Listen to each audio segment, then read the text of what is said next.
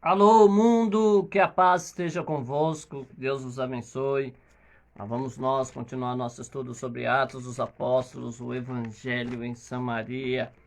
Já vimos que a igreja tinha poder, já vimos que as pregações faziam sentido, né? Falava de cura e havia cura, falava de libertação e havia a libertação das pessoas. Hoje eu estive reunido lá com o meu pastor falando sobre isso, que a gente sentiu de Deus aí de fazer umas orações para que as manifestações voltassem a acontecer no nosso meio. E aí algumas coisas começaram a surgir. E a gente louva a Deus que Ele é o Deus do milagre. E nós cremos que os milagres vão acontecer. Amém? Bom, nós estávamos então, paramos no verso 9, onde tinha um Simão que era mágico ali, e todos achavam que ele era de Deus, né? Davam vida para ele e entendiam. Aí o verso 11 diz assim: entendiam-no a ele, atendiam-no a ele, porque já desde muito tempo os havia iludido com artes mágicas.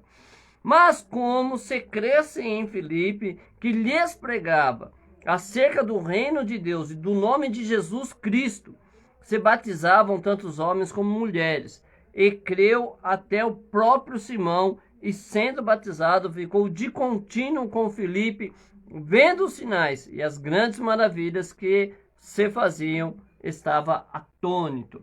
Então vamos lá, ele era aquele encantador, né, o mágico que fazia as coisas acontecer pela mágica. Nós vimos aí que tem muita coisa que acontece no meio evangélico que não provém de Deus, né, seja mágica, seja pago, seja fraude, como é que seja, não provém de Deus, e eles estão aí a todo vapor, né, eles estão aí criando situações para poderem tirar proveito e estão indo aí. E aí eles atendiam ele, né? Tinham por grande estima. E deixa eu falar uma coisa que a gente precisa entender, não é? A gente ouve falar sobre os charlatões, né?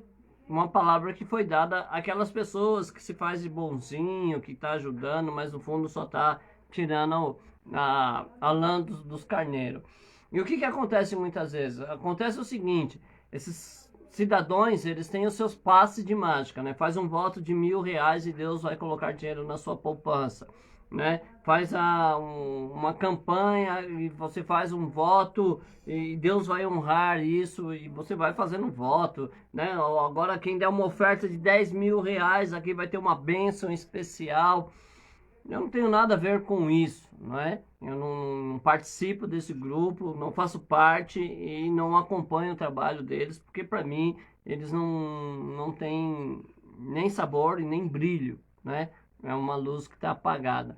Mas a gente sabe que eles existem.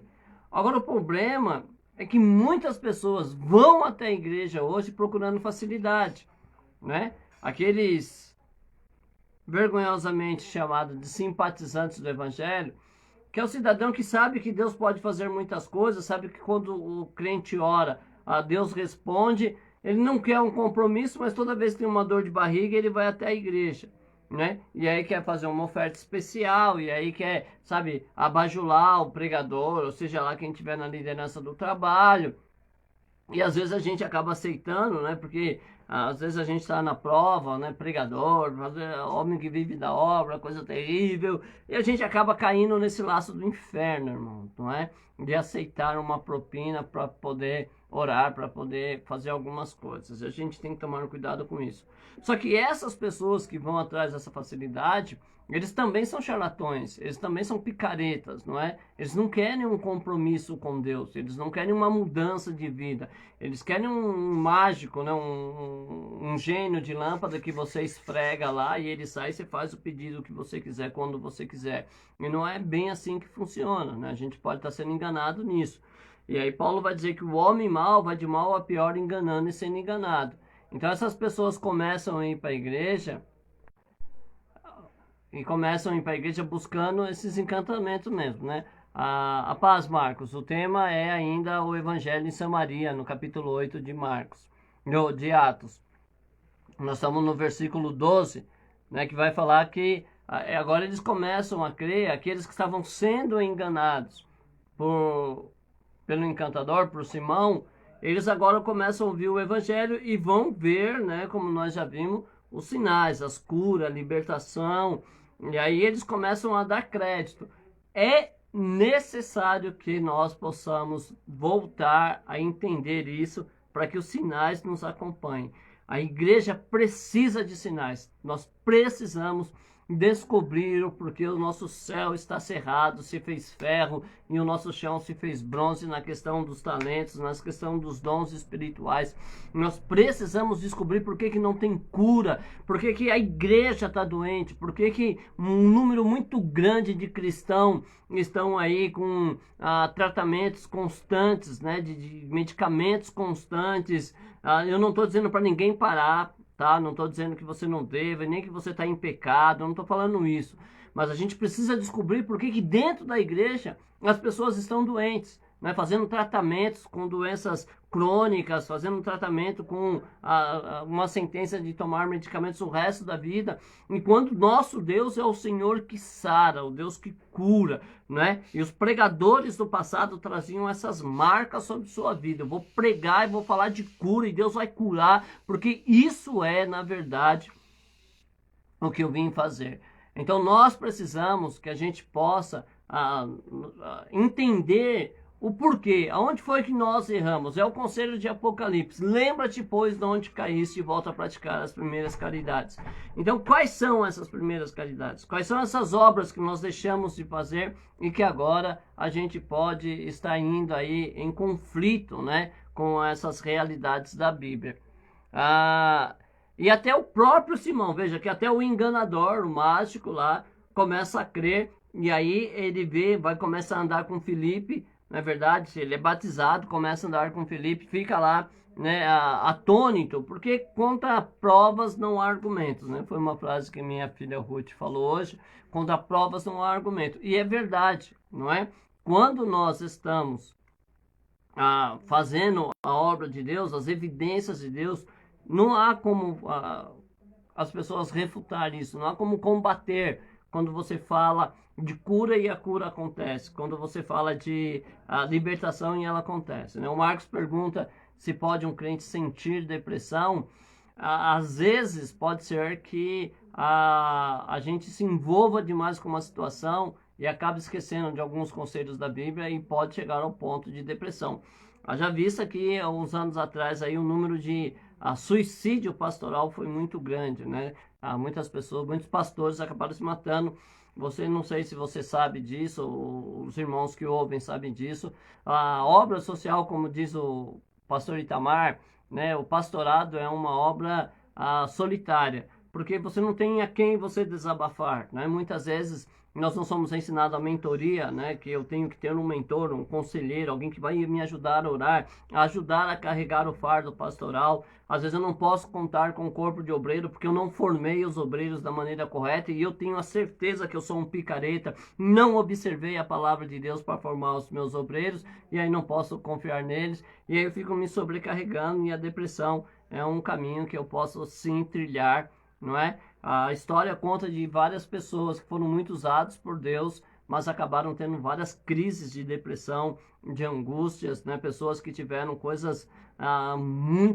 problemas muito sérios, mentais, né? Porque, na verdade, isso afeta diretamente a mente. É um ministério para louco, só louco, né? Na verdade, ser crente é uma loucura total, né? Se você aceitou Jesus, você já se tornou um louco.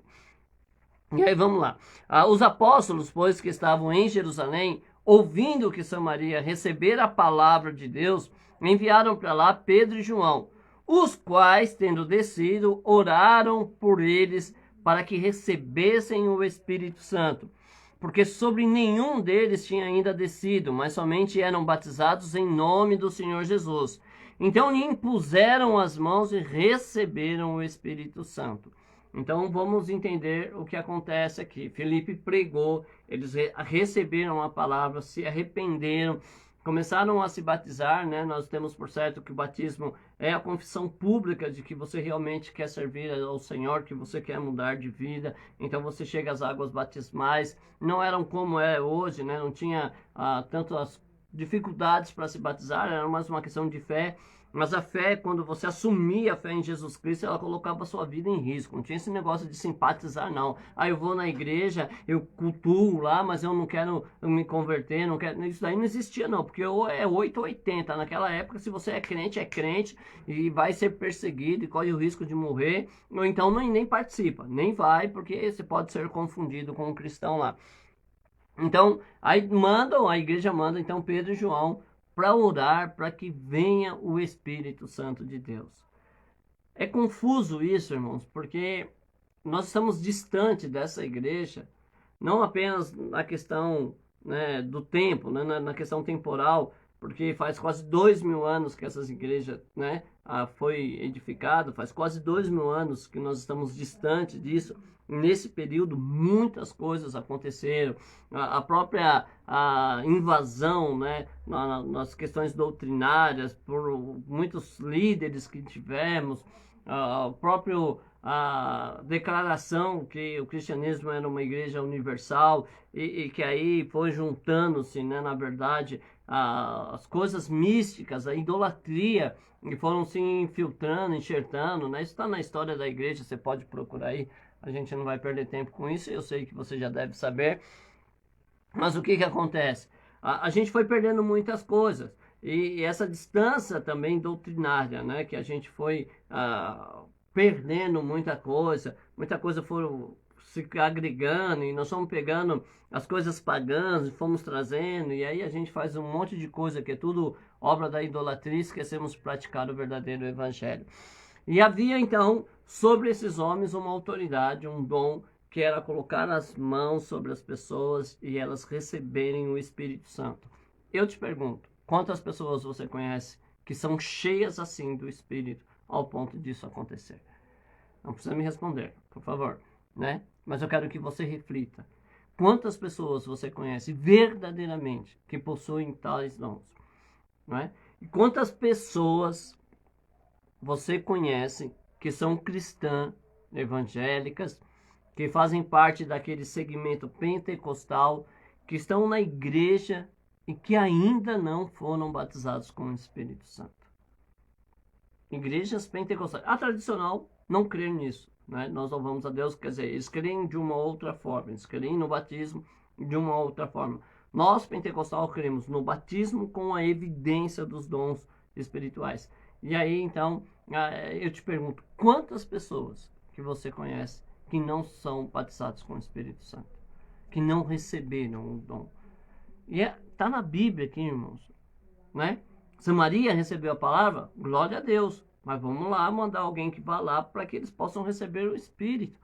Porque é um equilíbrio, né? Eu me lembro de uma frase uma vez, o pastor Romildo Barros de Macedo, ele estava pregando, falando de algumas coisas, ele disse assim, alguém disse o evangelho é isso, o evangelho é aquilo, o evangelho é aquilo outro. E ele diz, o evangelho na verdade é o conjunto. Eu tenho que orar, tenho que jejuar, eu tenho que estudar a Bíblia, eu tenho que consagrar minha vida, eu tenho que amar, eu tenho que perdoar. É um conjunto. O evangelho não é um ponto. O evangelho é um conjunto, é um modo de viver, não é? É um modo de viver que você assume e esse modo de viver vai te levar em conflito com todas as situações da vida humana. Olha lá, pergunta se para ser batizado com o Espírito Santo tem que falar em línguas estranhas. A língua é um dom, não é? E nem todas as pessoas têm o mesmo dom. No passado havia muito essa questão da evidência de línguas, até para que eles pudessem ter uma segurança maior. Muitos acreditam que hoje a gente pode ter o batismo, e o próprio Paulo depois, né, acho que é em Coríntios, ele vai fazer essa pergunta. Todos falam em línguas? Não, né? Mas eram todos batizados no Espírito Santo. Então, não é necessariamente falar em línguas estranhas. Lembrando que essas línguas estranhas que a Bíblia cita não é a língua dos anjos, tá? Não é a língua dos anjos. Essas línguas estranhas que vêm pelo dom espiritual que nós recebemos da parte do Espírito Santo também não é um outro idioma, como alguns pregadores de internet estão falando por aí. o Atos de Apóstolo, dos Apóstolos, capítulo 2, onde eles falaram em outro idioma, foi um evento totalmente isolado, que não tem a ver com o dom de línguas estranhas.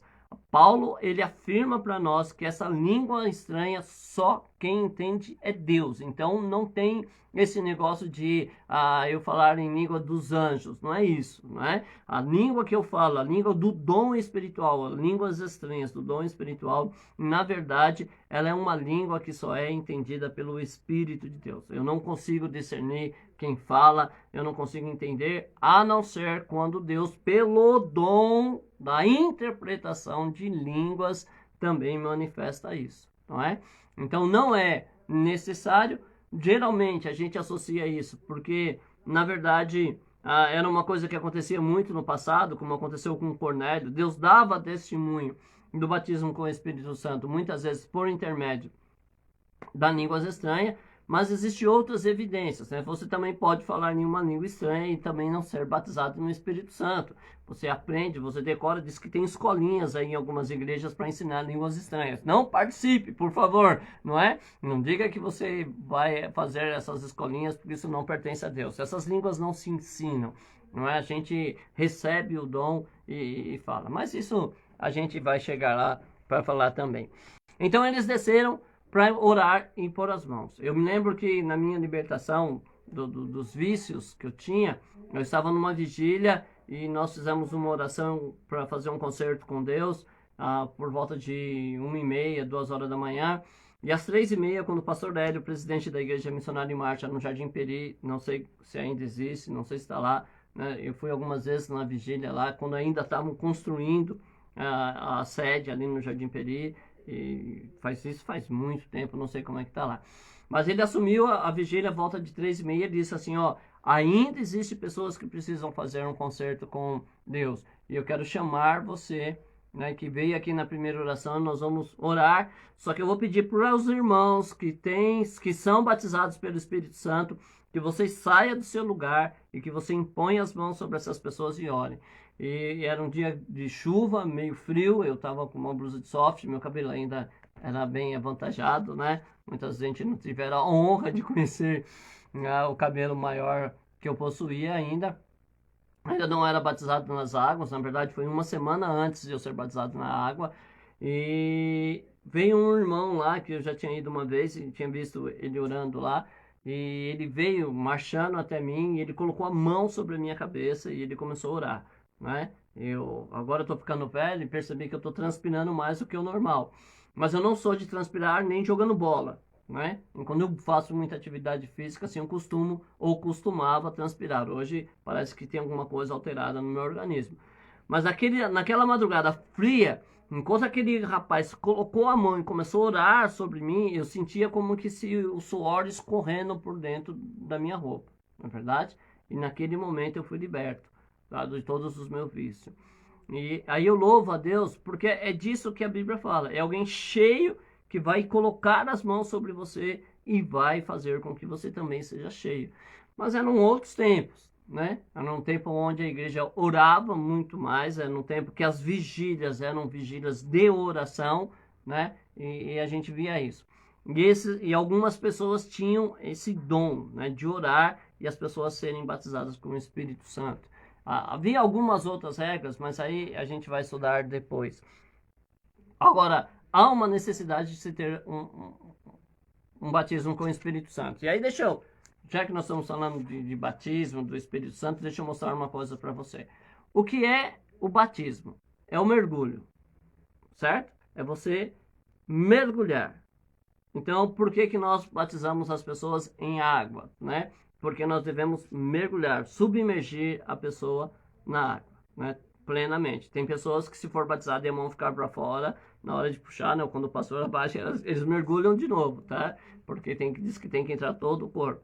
O que é o batismo com o Espírito Santo? É a mesma coisa. É você ser mergulhado no Espírito Santo, não é? É você ser envolto pelo Espírito Santo. E como é que eu sei que eu sou batizado pelo Espírito Santo? É lógico. A Bíblia vai te ensinar isso. Quando você tem a característica do Espírito Santo. Pega um tecido qualquer na sua casa. Deixa eu ver se eu acho um tecido fácil por aqui. Não, não tem. Achei uma fronha aqui, peraí. Um lençol. Se você pegar esse lençol, certo? Essa fronha, e você submergir ela em algo que fosse molhado, mesmo que ela esteja dobrada assim, algumas partes dela pode ficar seca, né? Eu não vou fazer essa experiência agora porque eu nem estava pensando nisso. Mas se você dobra um tecido e você coloca ele na água, você pode puxar, e algumas partes pode ficar seca, né? Quem trabalha com tintura que sabe muito disso. Mas o que que acontece? Ele vai trazer marcas, né? Que foi molhado, que foi submergido. Quem é batizado com o Espírito Santo, ele tem as marcas do Espírito Santo. Não tem jeito. É impossível uma pessoa ter sido batizada com o Espírito Santo e ser assim mesmo. Só assim mesmo. É assim mesmo porque não tem o Espírito Santo. Se tivesse o Espírito Santo, já tinha sido transformado, né? Uma nova criatura. Simples e fácil. Quem tem o Espírito Santo, por exemplo, não guarda mágoa. Eles são opostos, né? A mágoa e o Espírito Santo, eles são opostos. Então, se você tiver a mágoa, você vai perder o Espírito Santo. Se você ter o Espírito Santo, você vai abrir mão da mágoa. É contraditório. As pessoas que estão magoadas dentro da igreja, achando que estão fazendo a obra de Deus, achando... Não estão. Não estão, né? São os erros doutrinários que nós temos que rever para que a gente volte a ser usados com sinais, prodígios e maravilhas. E o Espírito Santo, ele vai nos mudar. Ele vai nos transformar. Evangelho sem transformação não é o de Cristo. Esse evangelho de que você vai para a igreja e a igreja tem que te aceitar fazendo o que você quiser, isso é do inferno, irmão. Para começar, a igreja não tem que aceitar você de jeito nenhum. É você que tem que aceitar a igreja. A igreja não tem que ficar aceitando nada.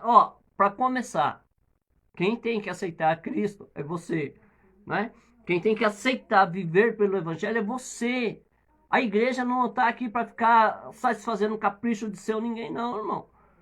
Isso é loucura, isso é vaidade desses perdidos que estão aí, que acham que a gente tem que ficar se submetendo à vontade de pessoas que às vezes têm umas coisas tão esquisitas no meio da vida e quer jogar isso para dentro da igreja.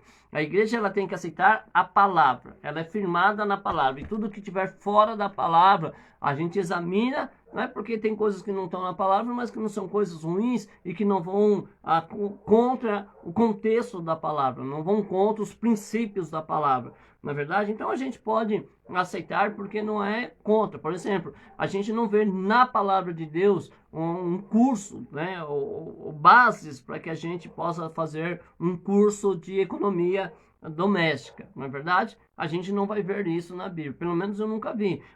Existe, né, por exemplo, não gaste seu dinheiro naquilo que não é pão, é um bom conselho. Mas não é um curso, não é uma doutrina para um curso de economia doméstica. Mas se você fizer, tudo bem. É pecado eu fazer? Não, não é. Tá tudo bem. Não é bíblico, mas não é errado.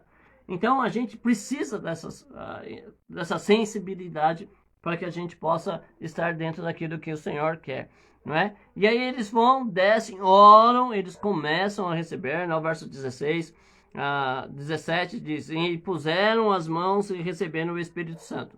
Simão, vendo pela imposição das mãos dos apóstolos era dado o Espírito Santo, lhe ofereceu dinheiro, dizendo, dai-me também a mim desse poder, para que aqueles que sobre eu puser as mãos recebam o Espírito Santo. Mas, disse-lhe Pedro, o teu dinheiro seja contigo para a perdição, pois cuidaste que o dom de Deus se alcança por dinheiro. Não é? Cuidaste que o dom de Deus se alcança por dinheiro. E aí, infelizmente, irmãos, eu não vim aqui mentir e enganar ninguém. Tá? Não vim atacar ninguém e não vim inspirar rebelião de seu ninguém. Certo? Essas características não faz parte das nossas lives. Mas a gente conhece, né, algumas pessoas que só são obreiros por causa da influência monetária.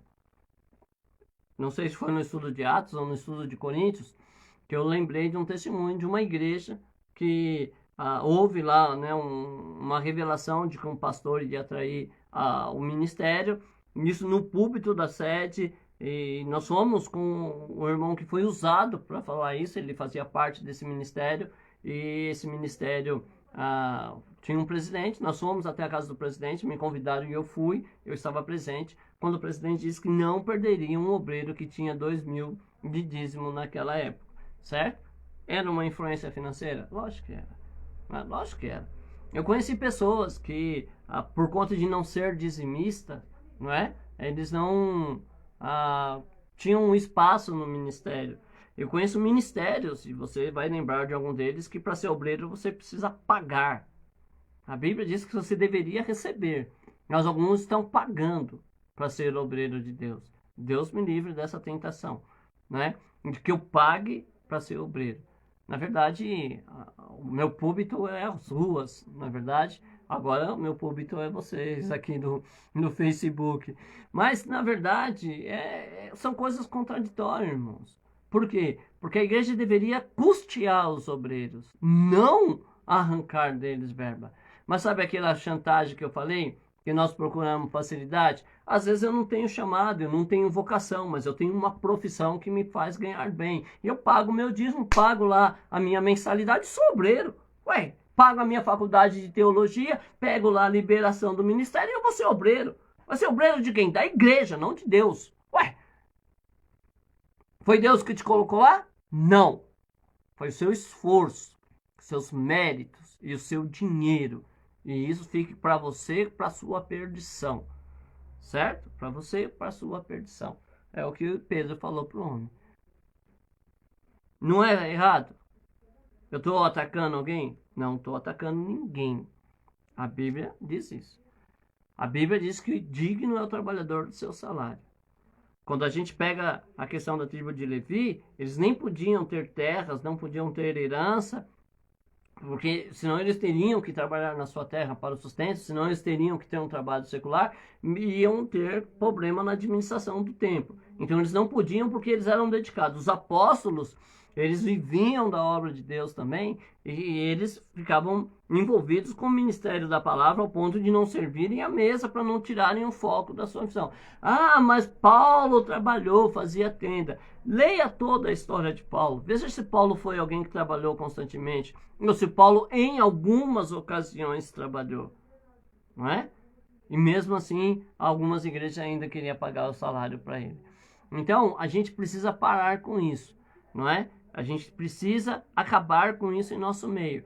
Tiago, se eu não estiver enganado, ele fala que se chegar o pobrezinho lá na minha igreja, né, lá na Conchichina lá, né, vocês lembram que eu assumi a presidência da igreja da Conchichina, agora ela é minha responsabilidade. Então chegou lá o pobrezinho lá na minha igreja e eu faço ele ficar lá no último lugar. E aí chega o cara, para lá uma nave, né? Deixa eu lembrar de um carro que está em evidência agora. Para uma Ferrari lá no estacionamento da igreja, desce todo bonitão, com aquele externo Armani, né, e tal. E aí eu coloco ele num lugar bem referencial dentro da igreja. A Bíblia diz que isso é errado diante dos olhos de Deus. Mas acontece, não é? Acontece.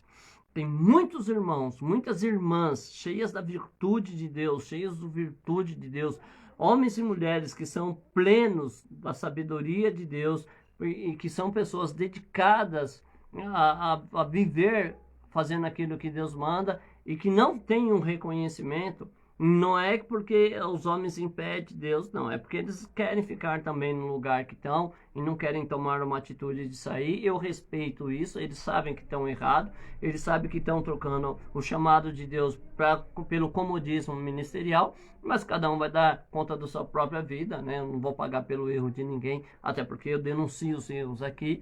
E o que acontece? Eles querem ficar lá. É muito cômodo.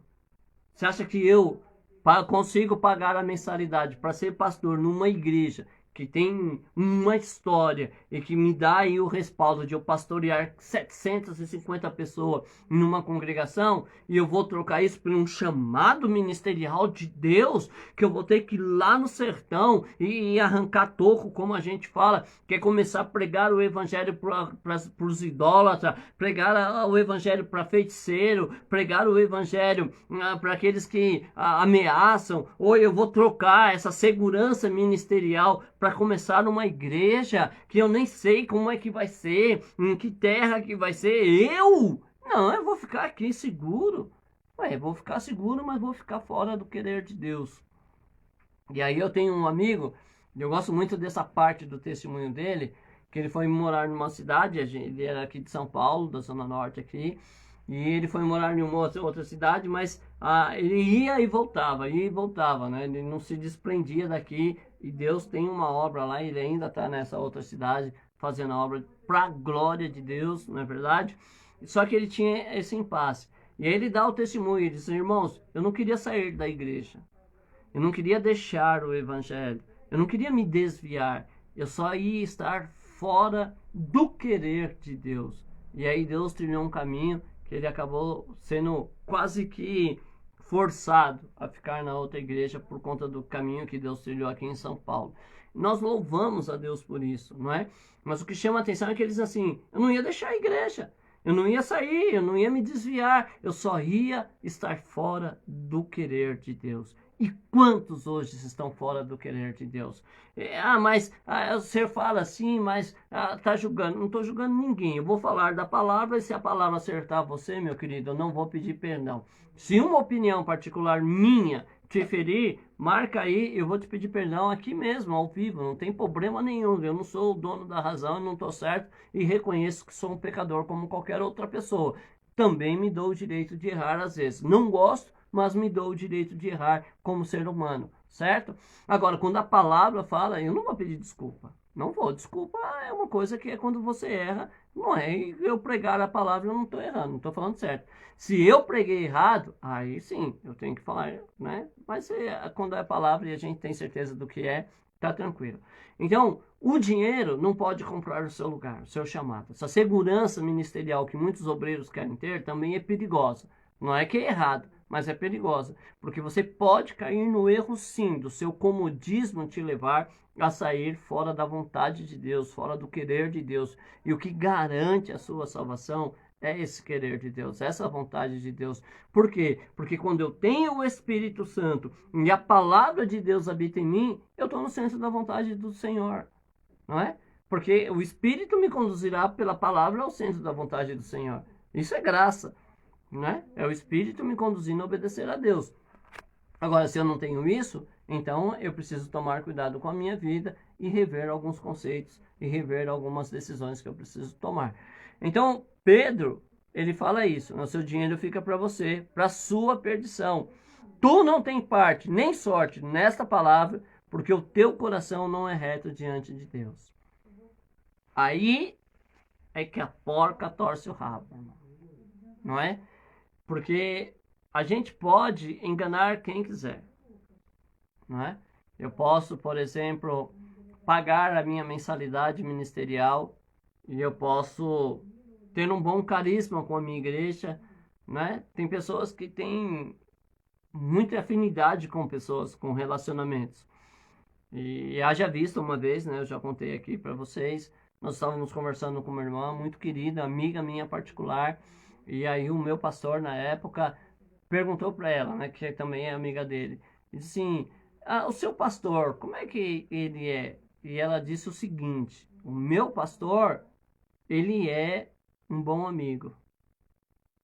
E a gente ficou meio que sem entender, porque na verdade a gente pensa isso, né, que o pastor é o amigo. Mas aí o pastor perguntou assim: não entendi. E ela falou de novo: o meu pastor, como pastor, é um bom amigo. E aí eu percebi que aquilo não era um elogio, aquilo era uma crítica, não é? Então não adianta eu ser um pastor que estou na graça da igreja, porque na verdade eu tenho outras habilidades, e não pela palavra de Deus, não pela seriedade no servir, não pelo exemplo na doutrina, mas porque eu negocio a fé, porque eu sou carinha camarada, sou jovem, né? Eu não sou mais jovem, mas alguns pastores são. E aí ficam fazendo gracinha, vão participar de eventozinhos, né? Que e nada de Deus. Então a gente precisa tomar cuidado com essas coisas, irmão. Não é? Por quê? Porque senão a gente acaba se perdendo. A forma mais rápida do diabo nos corromper é essa falsa segurança de estarmos seguros dentro de uma igreja, dentro de um ministério, confortavelmente, né? E Deus querendo que a gente saia, que Deus querendo que a gente vá até onde são as necessidades mesmo, né? Nos valados da vida, nas vielas da periferia, nos guetos das cidades. É isso que às vezes a gente precisa fazer e não estamos fazendo porque é cômodo, né? Eu vou para a igreja e depois do culto, sabe o que eu vou fazer? Eu não saio da igreja quando o pregador fala sobre culto de missões. Algumas igrejas têm culto de missão. Eu não vou para o culto de missão e quando o pregador fala sobre evangelizar, fala de ganhar as pessoas que estão fora do evangelho, fala de como nós devemos lançar a rede no mundo. Eu não saio de lá e pego meus folhetos em casa, que nem deviam estar em casa. Folheto é uma coisa que não pode ficar em casa, não é? E eu pego meus folhetos, eu não venho para casa pegar os meus folhetos para voltar para os lugares tenebrosos. Eu convido meia dúzia de irmãos, vou para a pizzaria. O culto era de missão. Deus falou, irmão. Você viu? Oh, aquele pregador, glória a Deus, hein? Você viu? Que palavra, irmão. Mas a palavra não entrou em mim. A palavra não mexeu comigo. Porque eu saí da igreja e não fui nem orar pelos perdidos que o pregador falou. Não fui nem intervir de algum jeito, agir de alguma forma a alcançar eles. Eu fui encher a pança. Porque a Bíblia diz que alguns o ventre é o Deus. Não é? Então a gente precisa tomar muito cuidado. O que a gente tem procurado falar muito aqui na live, o que eu tenho procurado falar é como está a sua vida? Como é que está a sua prática do Evangelho? Como é que está a sua comunhão com Deus? Como é que você sente isso? Quando você ouve uma palavra, né, que mexe com a estrutura da sua lógica de fé, como é que você reage a isso? E quando você percebe que é dita alguma coisa que você está fazendo e que essa coisa é dita que é errada, você vai examinar para ver se você está errado, tudo bem para você, mesmo que o Alexandre ache errado, cada um tem sua fé, cada um tem o seu jeito de agir, que é uma coisa do inferno isso, não é? É uma coisa do inferno. Você pode me bater, pode me perseguir, pode colocar o comentário que você quiser. Esse negócio de cada um entende a Bíblia de um jeito é maligno, é de Satanás essa coisa, certo? A Bíblia diz que nós devemos falar todos uma mesma coisa. Se você não concorda comigo, então você está fora da palavra de Deus. Ah, não sou certo. Você viu que arrogância, que prepotência minha? Mas não é que eu esteja certo, é que a Bíblia diz, irmãos, falai todos uma mesma coisa. E se eu vou falar a mesma coisa que você não pode acreditar de um jeito e eu do outro. Seria impossível isso, não é? Como que a gente pode? A não ser que a gente fosse hipócrita. Eu creio numa coisa, você crê numa coisa, mas na hora de pregar a gente fala uma outra coisa ainda, né? Que aí fica pior ainda a interpretação disso. Então, nós precisamos primeiro entrar na palavra de Deus. Não existe um jeito de nós sermos cristãos, cheios do Espírito Santo e cada um crer de uma forma, né? Por isso que essa divisão tem que cair por terra. Né? No reino dos céus não vai haver pentecostal tradicional, neopentecostal, malabarista, inventores de moda. Isso daí vai ficar tudo na terra. No céu vai entrar os lavados e remidos pelo sangue de Jesus, que se arrependeram, que se converteram dos seus maus caminhos, que fizeram retas as suas veredas. Ah, mas tem que fazer reta direta, as veredas não é pela graça. A graça vai te levar a viver de um modo reto, irmão. Se você não vive de um modo reto, então você não tem graça, você é um desgraçado. Alguém que perdeu a graça, de perder a graça, certo? Então, é isso. Agora, tem muito ainda que nós precisamos aprender aqui? Tem essa questão do dinheiro, o coração não é reto diante de Deus, não é? Quando você faz a obra, quando você se relaciona com a sua igreja, o seu coração é reto? Você vai para a vigília para buscar a Deus verdadeiramente? O seu propósito é ir orar? Ou você vai para a vigília porque você foi convidado, porque você sabe cantar bem?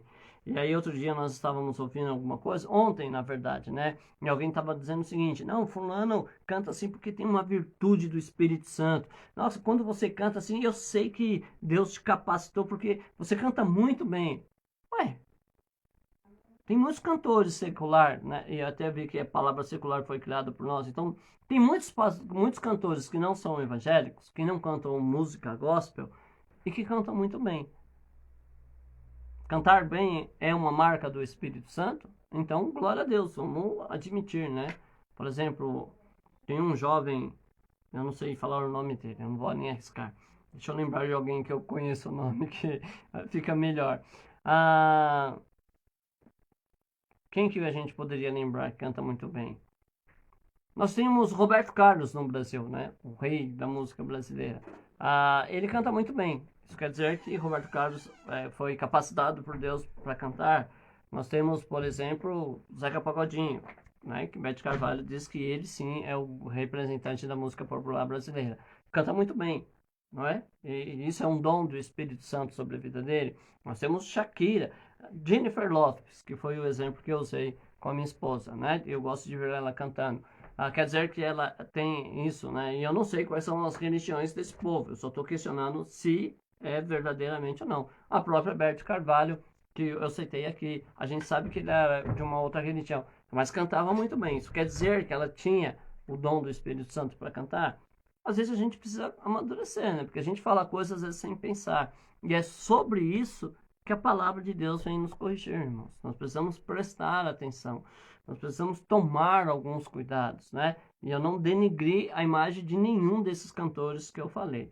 Eu falei que talvez eles não tenham a unção. Ou, na verdade, perguntei a você se eles têm essa unção e se o talento musical que eles têm é porque eles têm essa parte de Deus na vida deles. Ou eu posso cantar bem, né?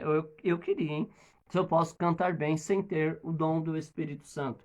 Se eu posso aprender a cantar bem, né, diante de pagar uma escola de música, alguém me ensinar entonação, eu acho muito difícil isso para mim. E eu, no meu caso, se eu começasse a cantar bem, eu diria que foi um dom do Espírito Santo. Mas, na verdade, a gente pode estudar isso. Pregadores que pregam muito bem, né, e eles podem só estudar isso, irmãos. Não é? Às vezes você vê uma pessoa que fala muito bem e não é porque ela tem o Espírito Santo. Uma vez nós ouvimos alguém dizendo assim: com espírito ou sem espírito eu pego. E a pessoa dá aquele barco e fala assim: é uma blasfêmia. Não, não é uma blasfêmia. Se uma pessoa aprendeu a palavra de Deus, uma pessoa tem habilidade nos textos e uma facilidade de organizar isso na hora de falar, ela pode pregar sem o Espírito Santo. Haja vista muitos pregadores endemoniados por aí que estão pregando a palavra pelo Espírito de Satanás e que não tem nada a ver com o Espírito Santo. Mas falam da palavra de Deus, não é? E falam com habilidade, falam com maestria. Eles são doutores da lei. E eles conhecem muito bem os pontos e as vírgulas da Bíblia, mas não têm o Espírito Santo. São pessoas que, quando abrem sua boca, mesmo para falar da Bíblia, respiram ódio, respiram vingança, ficam combatendo coisas que não deviam nem se intrometer com isso, porque a Bíblia diz que é pecado, e ficam aí criando, então, muitas heresias. Tem o Espírito de Deus? O Espírito de Deus causa essas coisas? Em algum momento a gente tem base para acreditar que o Espírito deixou de ser santo e agora está se intrometendo em coisas que nem convém lembrar, que a Bíblia diz que só o fato de lembrar já é pecado? Não dá, né?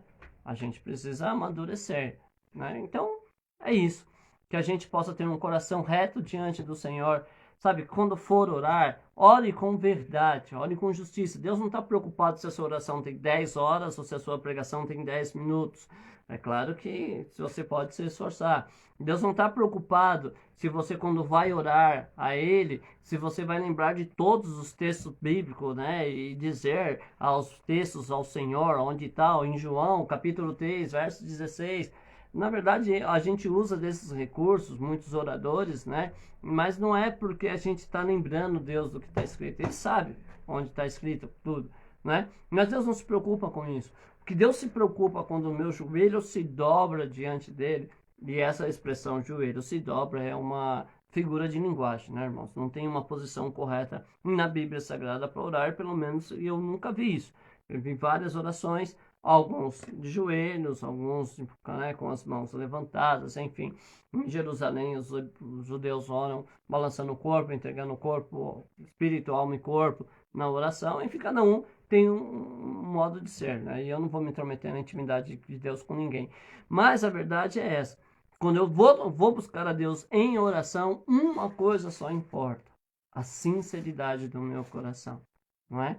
Deus conhece. Veja que Simão, ele enganava as pessoas fazendo mágica, ele batiza, né, anda com o lado de Felipe, mas quando ele vê Pedro manifestando o poder de Deus, ele quer comprar. E Pedro percebe isso, o Espírito Santo revela a Pedro que aquilo ali era porque o coração dele não era perfeito diante de Deus, não é? Por isso que ele queria barganhar a obra do Senhor, porque o coração dele não era perfeito.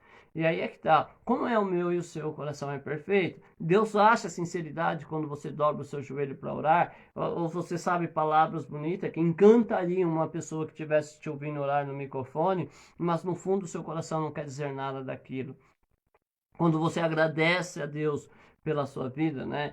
Foi um tema que nós pegamos hoje à tarde aqui, que nós debatemos. Mas quando você diz obrigado, Senhor, pela minha vida, você agradece porque realmente você é grato? Ou você ora a Deus pela manhã, Senhor, obrigado pela minha vida, e às 10 horas está reclamando que você não está comendo caviar nem filé mignon? Quando você agradece a Deus pelo ar que você respira, você tem noção que você tem 2 pulmões, ou um, não sei, ou nem tem pulmão, mas ainda Deus te faz respirar, mas o valor que isso tem, ou você agradece pelo ar que respira, mas você nem sabe que respira, né? Nunca parou para sentir sua respiração. Como é que funciona isso? Você é sincero? Você agradece a Deus pela sua família, sabendo realmente qual é o plano de Deus na sua família? Ou você é daqueles que aprenderam com mentiroso, né? Que dizem assim, ó, fala isso, irmão, diga isso do sua filha, mesmo não sendo. Então, qual é o sentido dessas coisas, irmão? O seu coração é perfeito? Eu não posso julgar, tá? Eu não posso julgar o seu coração. Quem tem que fazer isso é você. Eu não posso dizer se você está se relacionando a Deus de verdade ou não, a não ser que o Espírito me revele, mas eu não tenho muita fé de que ele vai fazer isso, porque eu nunca vi o Espírito Santo de Deus como fofoqueiro, mas tem pessoas que veem, e a gente também não pode evitar que as pessoas acreditem em certas coisas. Mas a questão é essa: quando você ora e você sente verdade, você sente verdade nas palavras que você diz em oração, não é? Quando você ora, você tem convicção do que você pede a Deus. Por exemplo, algumas pessoas não deveriam orar o Pai Nosso, não é? Não deveriam, porque são pessoas que estão extremamente magoadas. E quando pede, Senhor, me perdoa como eu perdoo, ela está se sentenciando ao inferno. Essa teoria de que eu perdoo, mas não ando mais junto, isso vai te levar a te separar de Deus. Você não deve orar o Pai Nosso, que você está pedindo para Deus não andar com você, não ser na sua vida. Mas você tem consciência disso, porque às vezes eu oro o Pai Nosso, porque é uma reza que eu aprendi sem de cor, né?